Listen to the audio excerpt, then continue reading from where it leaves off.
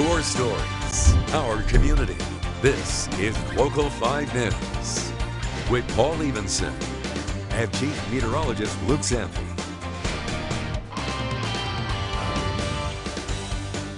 All right, good Sunday morning to you. Thank you for joining us. Just past 7 o'clock in the morning, I'm Paul Evenson, and for those of you who are used to seeing him in the evening, don't worry, it's not nighttime, it's actually morning. Luke Zampi is here with us this morning, and we couldn't be happier about it. Luke, good morning. Thank you so much for having me this morning, Paul, and everyone joining us here on this Sunday morning. We are expecting temperatures to get pretty warm again later on this afternoon, low and mid 80s. Right now, as you step out with mostly sunny skies, mid and upper 60s along the lake shore, we are already to 70 here in Green Bay, Appleton, Oshkosh, 71 degrees, the warm spot down in Fond du Lac on the southern end of Lake Winnebago. We have some mid and high level clouds out in central and western Wisconsin that will eventually mix with the sunshine that we have today. So it'll be mostly to partly sunny, but overall a very nice day. 80 degrees at noon, low to mid 80s as we head into the afternoon. Paul, we're talking about temperatures that will reach well toward 90 degrees here as we head into the holiday stretch. We'll talk more about that coming up in just a few minutes. All right, looking forward to it. Thank you. Now to a story that has touched our community. We first told you about Miguel Duran last January. He was a little boy with cancer who had a big dream. That little boy wanted to be on the Watoma wrestling team. He received his wish back then when he took to the mat, wrestled a member of the varsity team, and earned a letterman's jacket. Well, Miguel's story captured the hearts of that community and ours as well, and his mother talked with Local 5's Rhonda Fox and shared her final days with her son. He had big brown eyes. He always had a smile on his face, even while going through treatment. We're sadly at the end of Miguel Duran's story, but Watoma High School is where we first met this brave little warrior. He put up the biggest battle I've ever seen a kid go through, and he didn't lose. He fought with absolutely everything that he had. He just couldn't quite beat it. Miguel loved to wrestle, and Watoma High School granted his last wish to earn a varsity jacket. During wrestling, he would beat someone, and then after the match, he'd go talk to them, and then they'd be running around playing together. Even as stage 4 rhabdomyosarcoma progressed, Miguel continued to fight. Up until about a week before his passing, he remained in pretty good spirits. He was asking what was going to happen, so she thought it was getting closer. I told him that it was our turn to be strong for him, because he had been strong long enough. But Miguel would continue to be brave. Even after leaving this world, he still accomplished one last heroic act. He had wanted to donate some of his tumors so that way they could do their research on it, because it would give other children a chance. I want to say thank you for all the love and support, and I know it means a lot to Miguel and the entire family. In Watoma, Rhonda Fox, Local 5 News. Thank you, Rhonda. Celebration of Life for Miguel will be held on Sunday, July 12th in Red Granite. You can visit our website, wearegreenbay.com, for more details and how you can help. Well, to some Green Bay news now, where Green Bay police have made more arrests in connection to the riot on June 1st. 3 people were cited for disorderly conduct, while 1 was cited for disorderly conduct with a vehicle. The department also arrested a total of 7 other individuals who are being referred to the district attorney's office. And in news now from your local election headquarters. President Trump made a campaign stop here in northeast Wisconsin, touring and then speaking at Marinette Marine Shipyard. The emphasis of the visit was to bring attention to his support of a $5.5 billion Navy contract expected to create thousands of local jobs.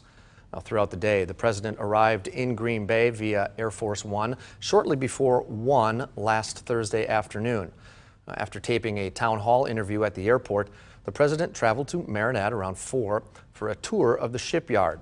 He then delivered remarks before heading back to Green Bay and departing for Washington, D.C. shortly before 5:30.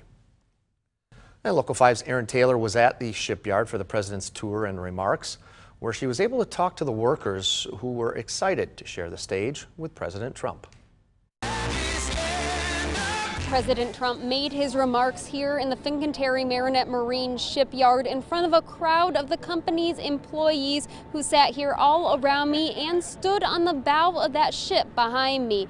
Now, in those remarks, President Trump touted the $5.5 billion contract awarded to Marinette Marine. We'll put the shipyard to work constructing some of the fastest, most advanced, and most maneuverable combat ships anywhere in the ocean. But the U.S. Navy contract means more to Marinette than the 10 frigates the shipyard will construct, including the thousands of jobs it's expected to create. And it means a lot of these younger men and women moving to the area with families are going to be able to get jobs. Tyler was one of 2 employees of Marinette Marine asked to share the stage with President Trump. My hands were shaking a little bit, but it was good to look out in the crowd and see all my coworkers and friends here, so it kind of helped ease it a little bit for me. Gary Ide also had the chance to step up to the podium. It was amazing. It really was. A once-in-a-lifetime opportunity. Absolutely, I will remember forever. Even more meaningful, he says, is what the contract will do for Marinette. It's long-term growth and sustainment,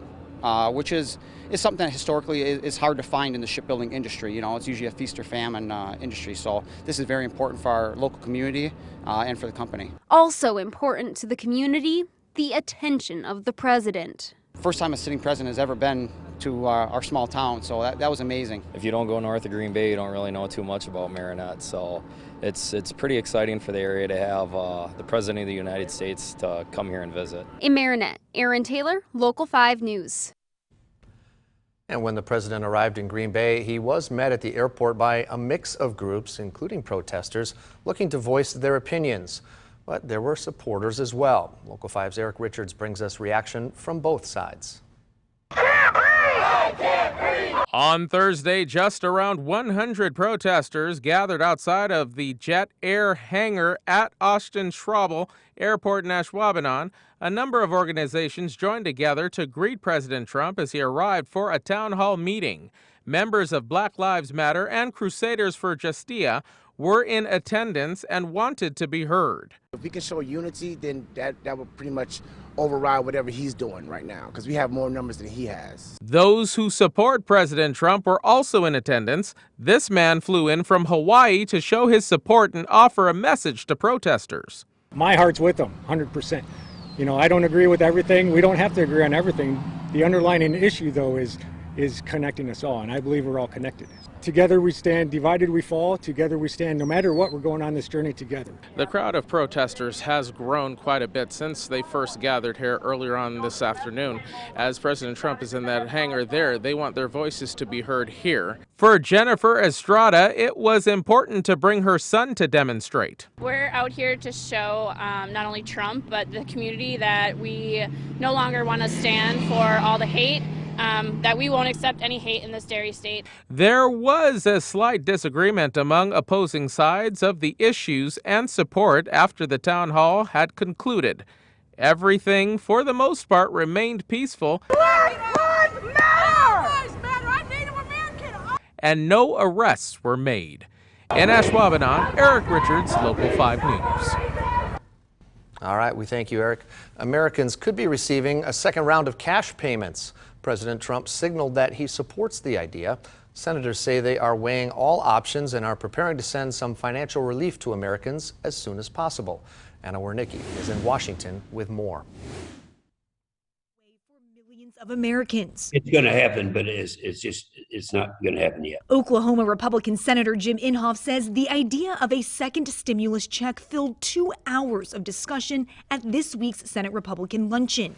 Inhofe says senators are supportive, but are still working on the details. What you don't want to do is have a reward given to people who don't want to work. If there is additional need for direct assistance, that's something we should consider. Texas Republican Senator John Cornyn says they also considered the idea of a payroll tax holiday. That's a little challenging because the payroll tax is how we pay for Medicare and Social Security, and but that would be a way to get money directly in the hands of people who need the cash. Democrats also want a second round of checks, and this week, President Trump signaled he was open to the idea. We want to take our time and make sure we're thoughtful. So whatever we do, it'll be much more targeted. Treasury Secretary Steven Mnuchin says they don't want to rush and make the same mistakes as last time. The Government Accountability Office just reported $1.4 billion was mistakenly sent to dead people. That'd be the first thing on the list, saying lessons learned. Not to replicate that. Senate Majority Leader Mitch McConnell says if Congress passes another stimulus package, it would happen in July. In Washington, I'm Anna Warnicki. All right, up next, some pretty great gardening tips this morning to get your summer garden in tip-top shape for the season. Beautiful start to our Sunday when we will be bringing in just a few storm chances and when highs will soar up to 90 degrees after a warm Sunday. Your forecast's coming up. You're watching Local 5 News with Paul Evenson.